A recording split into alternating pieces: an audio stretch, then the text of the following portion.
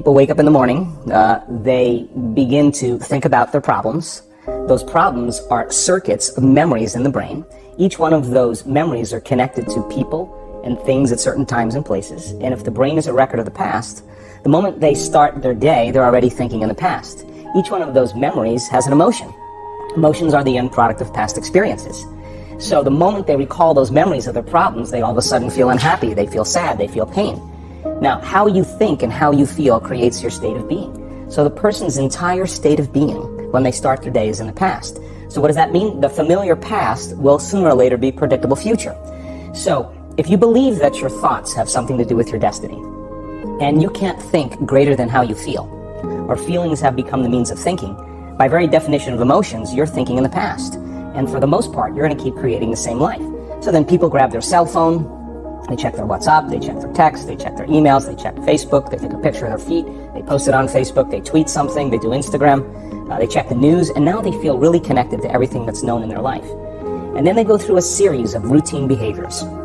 They get out of bed on the same side, they go to the toilet, they get a cup of coffee, they take a shower, they get dressed, they drive to work the same way, they do the same things, they see the same people, they push the same emotional buttons, and that becomes the routine, and it becomes like a program. So now they've lost their free will to a program, and there's no unseen hand doing it to them. So when it comes time to change, the redundancy of that cycle becomes a subconscious program. So now 95% of who we are by the time we're 35 years old is a memorized set of behaviors, emotional reactions, unconscious habits, hardwired attitudes, beliefs, and perceptions that function like a computer program. So then a person can say with their 5% of their conscious mind, I want to be healthy, I want to be happy, I want to be free. But the body's on a whole different program. So then how do you begin to make those changes? Well, you have to get beyond the analytical mind, because what separates the conscious mind from the subconscious mind is the analytical mind. And that's where meditation comes in, because you can teach people through practice how to change their brainwaves, slow them down. And when they do that properly, they do enter the operating system where they can begin to make some really important changes. So most people then wait for crisis or trauma or disease or diagnosis. They wait for loss, some tragedy to make up their mind to change. And my message is, why wait? And you can learn and change in a state of pain and suffering, or you can learn and change in a state of joy and inspiration. And I think right now, the cool thing is that people are waking up. Most people spend 70% of their life living in survival and living in stress. So they're always anticipating the worst case scenario based on a past experience. And they're literally, out of the infinite potentials in the quantum field, they're selecting the worst possible outcome, and they're beginning to emotionally embrace it with fear. And they're conditioning their body into a state of fear. Do that enough times, body has a panic attack without you. You can't even predict it because it's programmed subconsciously. So people become addicted to the rush of those emotions, and they use the problems and conditions in their life to reaffirm their limitation, so at least they can feel something. So now when it comes time to change, you say to the person, why are you this way? Well, every time they recall the event, they're producing the same chemistry in their brain and body as if the event is occurring, firing and wiring the same circuits and sending the same emotional signature to the body. Well, what's the relevance behind that? Well, your body is your unconscious mind. In a sense, if you're sitting down and you start thinking about some future worst case scenario that you're conjuring up in your mind, and you begin to feel the emotion of that event, your body doesn't know the difference between the event that's taking place in your world, outer world, and what you're creating by emotion or thought alone. So most people then, they're constantly reaffirming their emotional states. So when it comes time to give up that emotion, they can say, I really want to do it, but really the body is stronger than the mind because it's been conditioned that way. So the servant now has become the master, and the person all of a sudden, once they step into that unknown, they'd rather feel guilt and suffering because at least they can predict it. Being in the unknown is a scary place for most people because the unknown is uncertain. People say to me, well, I can't predict my future. I'm in the unknown, and I always say the best way to predict your future is to create it. Not from the known, but from the unknown. What thoughts do you want to fire and wire in your brain? What behaviors do you want to demonstrate in one day? The act of rehearsing them mentally, closing your eyes, and rehearsing the action. Rehearsing the reaction of what you want? Or the action of what you want. By closing your eyes and mentally rehearsing some action. If you're truly present, the brain does not know the difference between what you're imaging and what you're experiencing in 3D world. So then you begin to install the neurological hardware in your brain to look like the event has already occurred. Now, your brain is no longer a record of the past. Now it's a map to the future. And if you keep doing it, priming it that way, the hardware becomes a software program. And who knows, you just may start acting like a happy person. And then I think the hardest part is to teach our body emotionally what the future will feel like ahead of the actual experience. So what does that mean? You can't wait for your success to feel empowered. You can't wait for your wealth to feel abundant. You can't wait for your new relationship to feel love, or your healing to feel whole. I mean, that's the old model of reality, of cause and effect, waiting for something outside of us to change how we feel inside of us. And when we feel better inside of us, we pay attention to whoever or whatever caused it. But what that means then is that from the Newtonian world, is that most people spend their whole life living in lack, waiting for something to change out there. What do you mean the Newtonian world? The Newtonian world is all about the predictable. It's all about predicting a future. But the quantum model of reality is about causing an effect. The moment you start feeling abundant and worthy, you are generating wealth. The moment you're empowered and feel it, you're beginning to step towards your success. The moment you start feeling whole, your healing begins. And when you love yourself and you love all of life, you'll create an equal. And now you're causing an effect. And I think that's the difference between living as a victim in your world, saying, I am this way because of this person or that thing or this experience. They made me think and feel this way.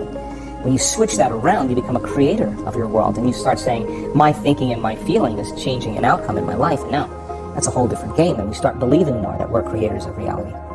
And most people, when they have a thought, they just think that that's the truth. And I think one of my greatest realizations in my own journey was, just because you have a thought doesn't necessarily mean it's true.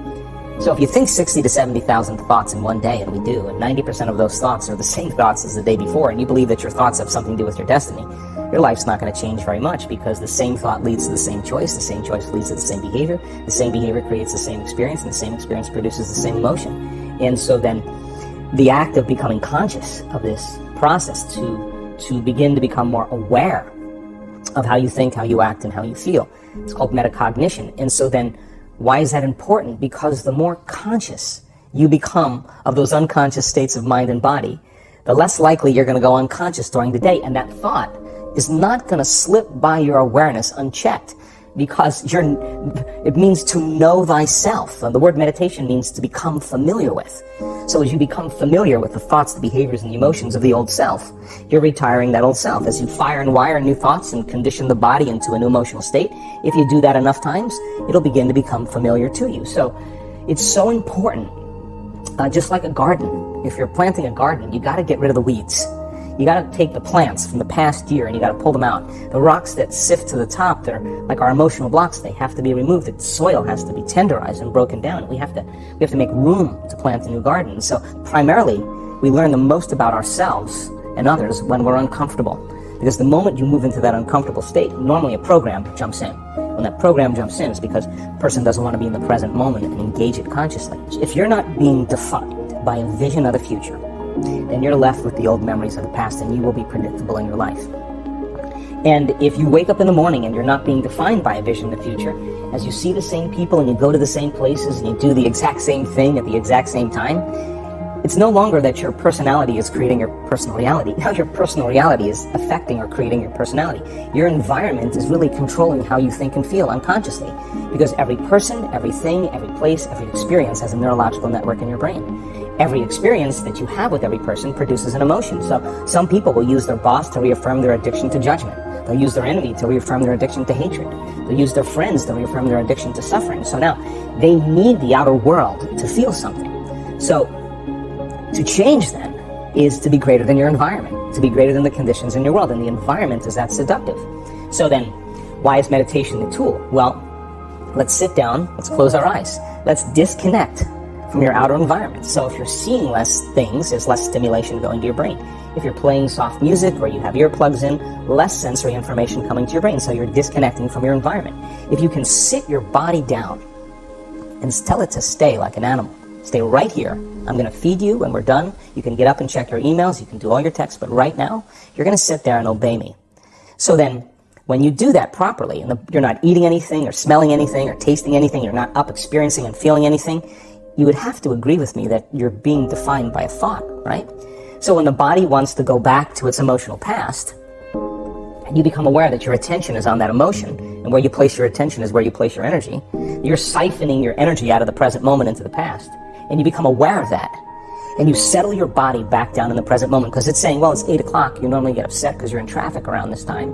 And here you are sitting, and we're used to feeling angered, and you're off schedule. Oh, it's 11 o'clock, and usually check your emails and judge everybody. Well, the body's looking for that predictable chemical state. every time you become aware that you're doing that and your body is craving those emotions and you settle it back down into the present moment, you're telling the body it's no longer the mind, that you're the mind, and now your will is getting greater than the program. And if you keep doing this over and over again, over and over again, over and over again, just like training a stallion or a dog, it's just going to say, I'm going to sit. And the moment that happens, and the body's no longer the mind, when it finally surrenders, there's a liberation of energy. We go from particle to wave, from matter to energy, and we free ourselves from the chains of those emotions that keep us in the familiar past. And we've seen this thousands of times. In fact, we can actually predict it now on a brain scan.